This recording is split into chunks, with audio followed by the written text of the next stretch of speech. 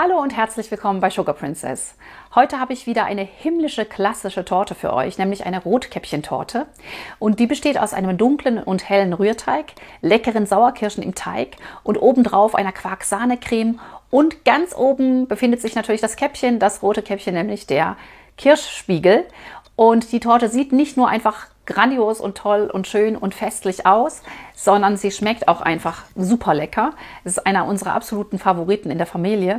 Ich werde euch jetzt so nach und nach immer am Sonntag unsere Favoriten zeigen und ich hoffe, dass ihr den Kanal schon abonniert habt und die Glocke gedrückt habt, damit ihr kein Video mehr verpasst. Wenn nicht, dann macht das einfach mal gerade und schreibt mir auch gerne in die Kommentare, was ihr noch gerne für klassische Torten sehen würdet. Ich versuche das dann möglich zu machen. Jetzt aber zu unserer Rotkäppchentorte. Im Übrigen wird sie auch manchmal Schneewittchentorte genannt. Zu den Zutaten. Hier sind die Zutaten, das sind die Zutaten für die beiden Rührteige und hier ist schon das Topping, also so viel ist es nicht, wie es aussieht.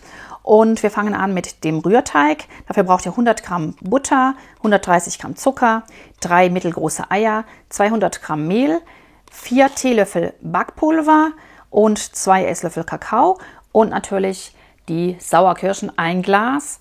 Abtropfgewicht ungefähr 300 Gramm. Für den Belag der Torte brauchen wir dann 500 Gramm Quark, ich habe hier 20%, dann 3 Teelöffel Vanillezucker, ich nehme immer meinen selbstgemachten, etwas Zucker, 50 Gramm habe ich hier, dann 2 Päckchen Sahnesteif, 400 Gramm Schlagsahne und ein Päckchen roten Tortenguss. Nützliche Gegenstände, ein Tortenretter, ein Tortenring und eine 24 bis 26 cm Springform. Das erste, was wir machen, ist wie immer den Ofen vorheizen auf 180 Grad Ober- und Unterhitze und wir werden uns die Backform vorbereiten. Das heißt, wir spannen unten ein Backpapier ein und die Ränder fetten wir gerade ein bisschen ein mit etwas Butter. Dann werden wir uns noch die Kirschen abgießen und den Saft dabei auffangen. Den Saft brauchen wir natürlich nachher für den Spiegel.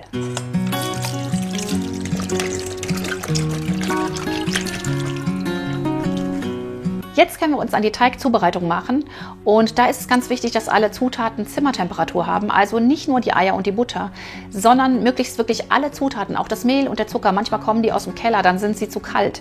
Ganz wichtig, stellt euch die Zutaten einfach eine Stunde vor mit dem Backen raus. Ich weiß, es ist ein bisschen Planung dafür nötig, aber das wird dann einfach ein besseres Ergebnis. Zuerst gebe ich meine Eier in die Schüssel.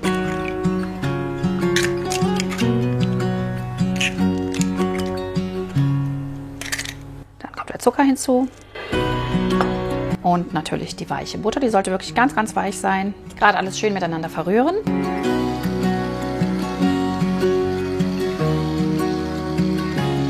Ja, dann geben wir uns das Mehl dazu und das Backpulver und natürlich noch die Prise Salz, wie immer. Und verrühren das Ganze schön miteinander.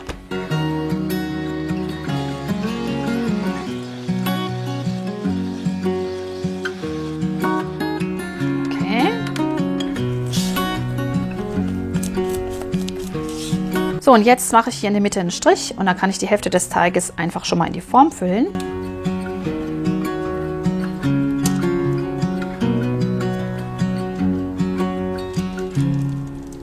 Und glatt streichen.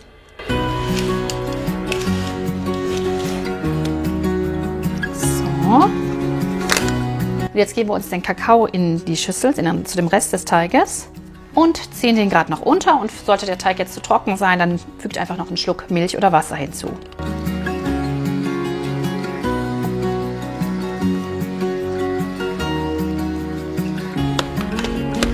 Und den geben wir uns jetzt auf den hellen Teig.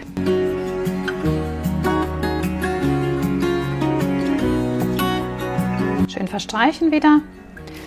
Und wer einen Thermomix hat, der kann das Ganze auch ganz schnell machen, indem einfach alle Zutaten erstmal mit dem Teig in den Thermomix kommen und dann werde die 40 Sekunden auf Stufe 5 mit dem Spatel verrührt und dann geht es weiter wie gehabt. So schnell geht das mit diesem Teig und jetzt müssen wir nur noch die Kirschen auf dem Teig verteilen und drücken sie so ein bisschen am Teig fest. Sie müssen jetzt schön abgetropft sein.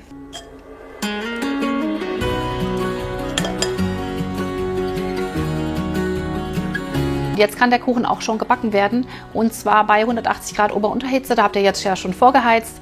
Für ungefähr 40 Minuten kommt er jetzt in den Backofen. In der Zwischenzeit räume ich mir jetzt meine Küche auf und nach 35 Minuten schaue ich schon mal nach, ob der Kuchen vielleicht schon fertig ist. Dann auf jeden Fall die Stäbchenprobe nicht vergessen und dann können wir ihn rausholen, auf dem Kuchengitter erstmal 10 Minuten in der Form auskühlen lassen, so wie immer, und dann aus der Form rausholen und komplett auskühlen lassen. Übrigens kann man diese Torte auch wirklich fantastisch in einer Herzform backen, zum Beispiel jetzt für den Valentinstag oder für den Muttertag und sie oben dann noch richtig schön verzieren. Da kann man sich richtig kreativ austoben. Nach 40 Minuten ist jetzt mein Kuchenteig schön gebacken. Ihr seht, sieht richtig toll aus. Schön hochgegangen und die Kirschen sind schön eingebacken. Ich mache jetzt noch die Stäbchenprobe und lasse ihn, wie gesagt, in der Form 10 Minuten erstmal auf dem Kuchengitter abkühlen. Und dann hole ich ihn aus der Form raus und lasse ihn vollständig abkühlen. Nach 10 Minuten kann man die Torte dann aus dem Ring ganz leicht lösen. Da hat sie sich ein bisschen zusammengezogen. Ja, und so sieht sie jetzt aus. Heiß können wir ihn nicht weiterverarbeiten. Es kommt ja eine Quarkcreme oben drauf. Das heißt, wir haben jetzt eine Wartezeit von so ungefähr einer Stunde. So lange braucht es auf jeden Fall. Ihr könnt ihn ja auch rausstellen jetzt bei diesen Temperaturen. Und im Sommer müsst ihr halt dann schon auch diese Abkühlzeit am besten über Nacht mit einplanen. Bei mir darf die Torte jetzt auf dem Balkon oder in der Kälte abkühlen. Die hört vielleicht die Glocken läuten. Ich mache jetzt erstmal Mittagessen für die Kinder und nachher werde ich sie dann vollenden.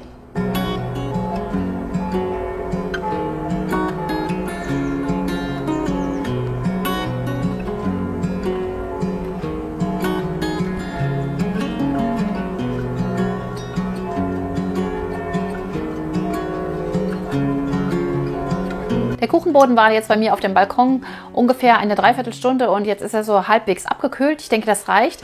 Ich kann jetzt die Quarkcreme zubereiten. Dafür brauchen wir jetzt den Quark, den Zucker und den Vanillezucker und natürlich auch die Sahne und das Sahnesteif.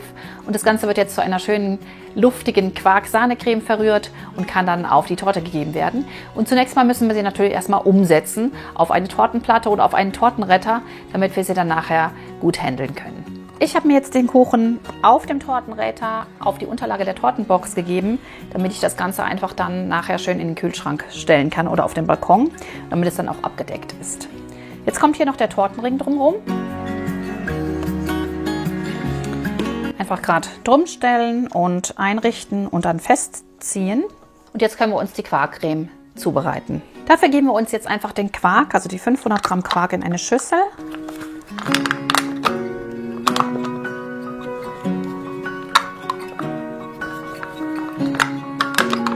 Dann fügen wir den Zucker hinzu und die 3 Teelöffel Vanillezucker.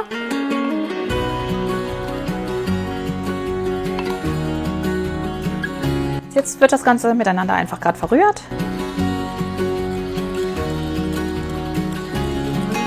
Es muss gar nicht lang sein, das soll ja richtig schön noch fest sein, damit die Sahne jetzt dann auch noch Stand hat und damit die ganze Creme Stand hat auf der Torte. Ihr könnt zur Sicherheit natürlich auch noch eine Gelatine einrühren, aber ich mache das jetzt nicht. Ich werde es jetzt so versuchen und ich denke, das klappt auch. Jetzt können wir uns die 400 Milliliter Sahne steif schlagen, gerade das Sahnesteif dann hinzurieseln lassen.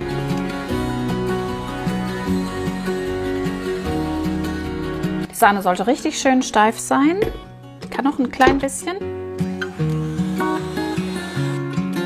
Perfekt, sie bleibt hängen im Rührer, das heißt, sie ist richtig schön steif geschlagen.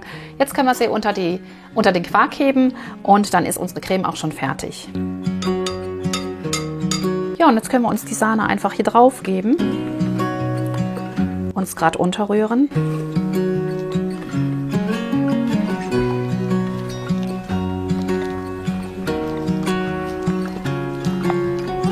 Jetzt können wir uns die schöne Creme auf unsere Torte geben.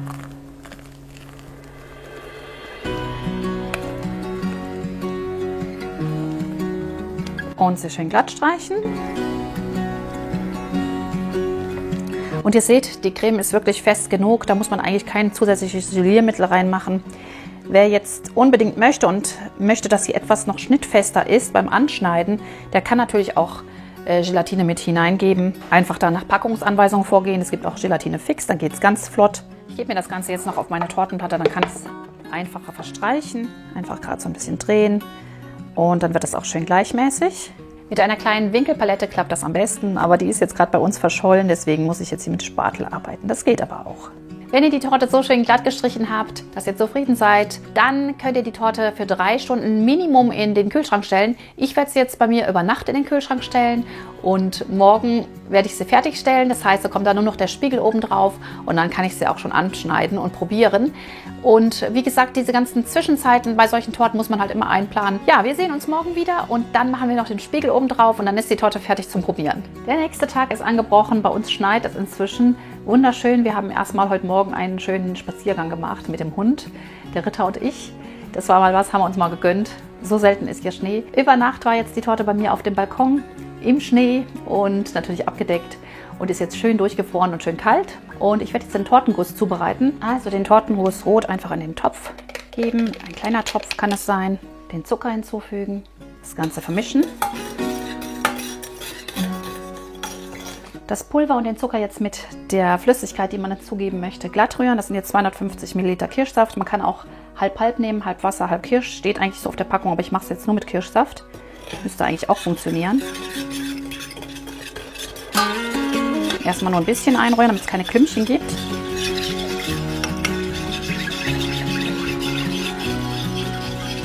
Das Ganze darf jetzt unter Rühren kurz aufkochen. Also wirklich nur kurz und dann nimmt man es gleich runter, lässt es ganz kurz abkühlen und kommt es auf die Torte. Und ihr seht, es fängt langsam an einzudicken und wird schön dunkel. Perfekt. Und jetzt kann ich den Guss einfach drauf verteilen. Ich lasse ihn einen ganz kleinen Moment abkühlen, dass es nicht so ganz heiß auf die Torte kommt. Von der Mitte aus verteilen.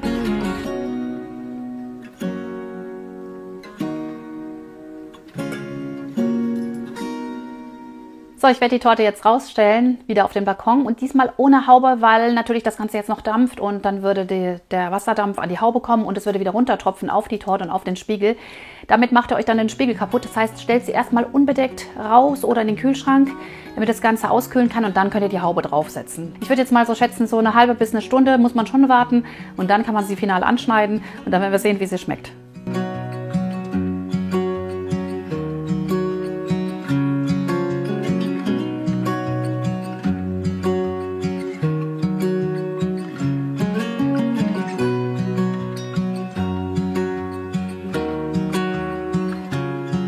Ich muss die Torte natürlich noch übersetzen. Jetzt habe ich sie ja schon auf dem Tortenretter präpariert. Das heißt, jetzt muss ich hier nur noch lösen, vorsichtig. Und dann sie einfach runterheben. Oder den Tortenretter rausziehen vielmehr. Und jetzt noch das Messer rausziehen, vorsichtig. Und die Torte sitzt auf der Platte.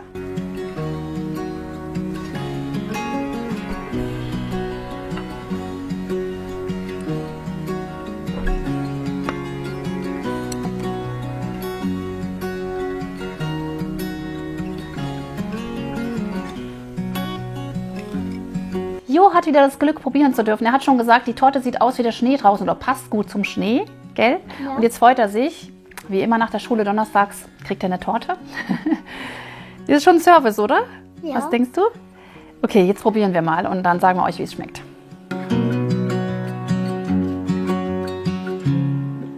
Schmeckt echt gut. Schmeckt gut? Also die Torte schmeckt richtig gut nach diesem marmorartigen Teig mit den Sauerkirschen drin. Das ist schon mal richtig fruchtig und schön. Und dann obendrauf ist es einfach genial mit dieser fruchtigen Quarksahne. Also richtig erfrischend. Ja, und sieht einfach toll aus. Das Auge ist halt mit. Unsere Empfehlung auf jeden Fall. Oder, Jo? Ja. Kann man essen, ne? Mhm.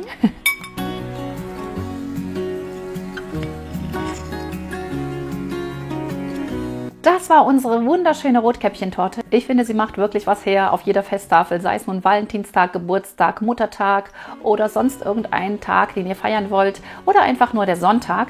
Sie ist super einfach herzustellen. Man muss natürlich ein bisschen Kühlzeiten beachten, das ist klar, wie bei allen solchen Torten, aber im Prinzip kann sie auch jeder Backanfänger herstellen.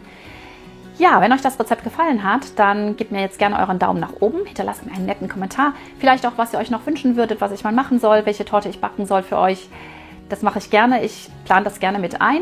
Ja, und bis zum nächsten Sonntag wünsche ich euch alles Gute, viel Spaß beim Nachbacken und bis dahin. Tschüss!